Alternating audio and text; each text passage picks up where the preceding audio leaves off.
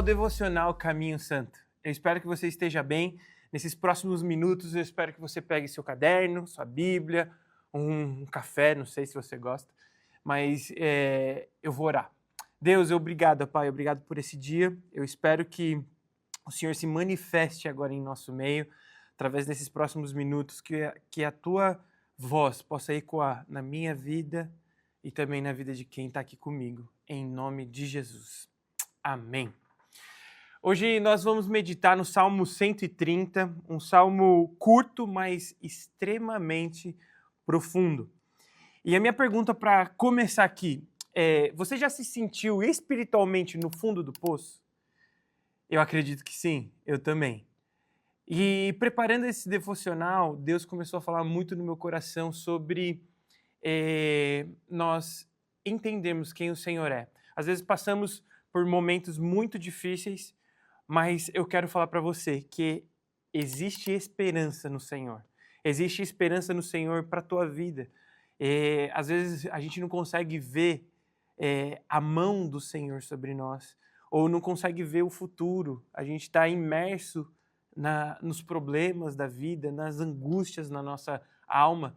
E eu quero falar para você, Deus tem um plano maravilhoso para a tua vida. E esse salmo é muito profundo por conta disso. Esse salmo, na verdade, é um cântico, é um canto de peregrinação, né? Ninguém sabe quem escreveu esse salmo, mas é um salmo extremamente profundo.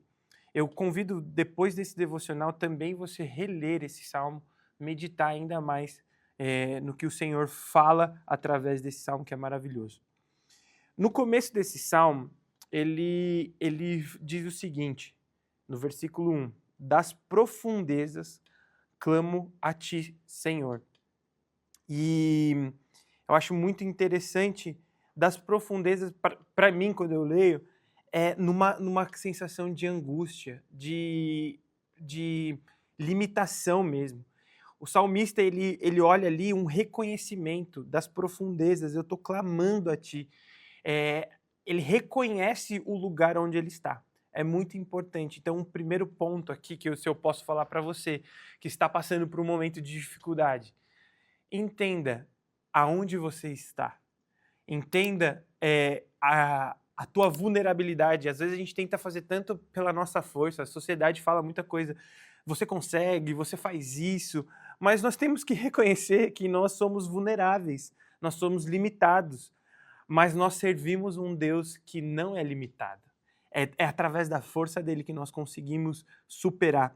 No versículo 2 também fala assim, escuta, Senhor, a minha voz, esteja alertas os teus ouvidos às minhas súplicas.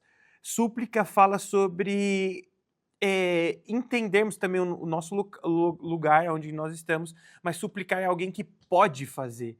Então, nós precisamos reconhecer e clamar ao Senhor do nosso coração. Às vezes nós somos um pouco orgulhosos de pedir ajuda ao Senhor nos nossos momentos de dificuldade. Então, para e presta atenção. Quem o Senhor é na sua vida? O que Ele pode fazer? E reconheça o lugar que você está. Depois, se você vai lendo esse texto, nos versículos 3 e 4, ele fala sobre as iniquidades, os pecados. Mas também tem uma surpresa nesse texto, que é o perdão. Então, o segundo ponto que eu quero deixar aqui com vocês hoje é a realidade. A realidade, às vezes nós pecamos e nós precisamos entender, mas também nós precisamos aceitar o perdão de Deus. Nos versículos 3 e 4, Deus, ele registra ali, o salmista registra ali, tipo, quem permaneceria se Deus registrasse, por exemplo, os pecados? Se Deus contabilizasse os nossos erros, o meu erro, os meus erros, os seus erros, a gente não permaneceria, mas existe algo do Senhor que é o perdão. O perdão está sobre nós, o perdão está sobre a nossa casa, sobre a tua vida. Então, mesmo que você tenha errado, tem muita gente que fica se martirizando, sabe? Nossa, eu errei, tal, isso eu não mereço. Não, você realmente não merece, mas pela graça de Deus, Deus ele te perdoa. O perdão nesse texto é muito importante porque, na verdade, esse salmo fala um pouco sobre a graça. É um dos salmos que dá a entender sobre a graça que está em Cristo Jesus, mas nesse salmo já está explícito a graça. Você pecou, você errou, eu pequei, eu errei, eu entendo aquilo que eu fiz, mas eu preciso aprender a receber o perdão de Deus. Você precisa aprender a receber o perdão de Deus. O perdão, ele não diminui a Deus, mas ele revela quem Deus é. O perdão, o temor bíblico nasce da graça, não do medo. E esse perdão, Deus ele quer te alcançar hoje. Se você passa por alguma coisa que você acha que você não merece o perdão e não está progredindo, eu quero falar para você, Deus ele quer te perdoar. Deus ele quer ter um encontro com você referente a isso e liberará a graça dele sobre a tua vida. Um terceiro ponto, eu acho que é muito importante, a espiritualidade da espera. Muitas vezes nós queremos algo rápido, né? Vivemos numa sociedade que tudo é muito rápido. Por exemplo, mensagem. Antigamente você tinha que mandar uma carta para uma pessoa para você conversar com ela. Hoje você tem um celular. Se a pessoa demora mais de 1 minuto ou mais de 2 minutos para te responder, a gente fica ansioso.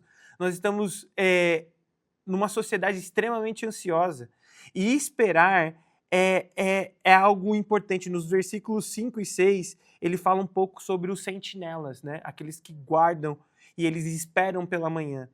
Isso, nesse texto, ele brinca um pouco sobre confiar em Deus. Os sentinelas, assim como eles esperam amanhã, a gente precisa esperar confiante naquilo que Deus tem para nós. O processo é maravilhoso. Tem gente que pede algo para o Senhor e não consegue esperar. Então, espere também no Senhor, confiando na palavra que Ele tem para a tua vida, que Ele tem para nós. Esperar em Deus é um ato espiritual ativo na nossa vida. Mas eu sei que é difícil. Mas existe algo importante na espera. Existe algo importante nesses processos de espera. Deus ele tem algo para nós nesse processo de espera. E nesse texto, ele fala que, no versículo 6, a minha alma anseia pelo Senhor mais do que os guardas, os sentinelas, anseiam pelo romper da manhã. A nossa alma precisa ansiar pelo Senhor, a resposta vem do Senhor. Então, espera, acalma o coração. E também, nesse final, é interessante esse texto, porque o texto inteiro está falando sobre o indivíduo. Mas, no final, nos versículos 7 e 8, ele coloca isso no coletivo. O coletivo no comunitário, sai do individual e vai para o comunitário. Porque a graça nunca termina em nós. A gente precisa propagar esse grande amor que nós recebemos. A graça não pode parar no Júnior, não pode parar em você. Nós precisamos comunicar. Então, a graça do Evangelho não é a minha história, não é a tua história, mas a nossa história, a história de Cristo através de nós. Como que a gente tem feito? Às vezes Deus tem feito tantas coisas na nossa vida e para em nós, né? Como que você tem propagado isso? Você tem falado aquilo que Deus tem feito na tua vida? Os processos que Deus tem feito na tua vida? E a última palavra de Deus é sobre perdão. Nunca vai ser sobre culpa. A última palavra é redenção. Ele muda a nossa história, ele muda a nossa rota. Então, se você está me ouvindo aqui hoje, você precisa de uma resposta de Deus. Entenda, Ele quer transformar a tua dor, a tua culpa em bênção. Ele quer transformar tudo que você tem passado de às vezes, angústia mesmo, como o salmista estava, nas profundezas.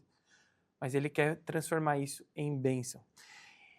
E para você que está me ouvindo, às vezes a gente acha que precisa estar perfeito para que Deus escute a nossa voz. Às vezes nós pensamos que a gente não pode ter erro porque Deus não vai aceitar o meu clamor. Pare, Deus não precisa de perfeição. Ele responde um clamor sincero. Então tenha um coração sincero. Se você está nesse momento, tenha um coração sincero. Rasgue o teu coração diante de Deus. Ele não precisa da perfeição, ele precisa de um clamor sincero. A culpa não é um lugar de permanência. A convicção do amor de Deus leva ao perdão, pois o arrependimento muda a nossa rota. Esse é o centro desse salmo, a identidade restaurada. Todos nós aqui temos momentos difíceis na nossa vida. Todos nós passamos por momentos complicados. Mas nós precisamos entender o nosso lugar. Quem pode nos salvar, quem pode nos dar a graça. E clamar ao Senhor de todo o nosso coração. O centro desse salmo é a identidade restaurada. Deus, Ele quer restaurar a minha vida, a tua vida, todos os dias. Mas saiba que precisamos clamar ao Senhor de todo o coração. Precisamos entender que Ele nos perdoa, a realidade no nosso pecado, mas que Ele nos perdoa. Precisamos esperar também confiantes naquilo que Deus tem falado para nós. E também precisamos compartilhar aquilo que Deus tem gerado em nós para com outras pessoas. A tua história não é somente a tua história, mas pode mudar muitas outras vidas, porque Deus está na tua história. Deixe Deus tirar você desse momento de dor para colocar no momento de redenção. Deus, Ele quer fazer muito mais em nós e através de nós. Que Deus abençoe a tua vida e medite no Salmo 130. Ele está querendo, Ele quer mudar a nossa identidade de fracasso, de pecado, para uma identidade de restauração, de filhos amados. Que Deus abençoe a sua vida.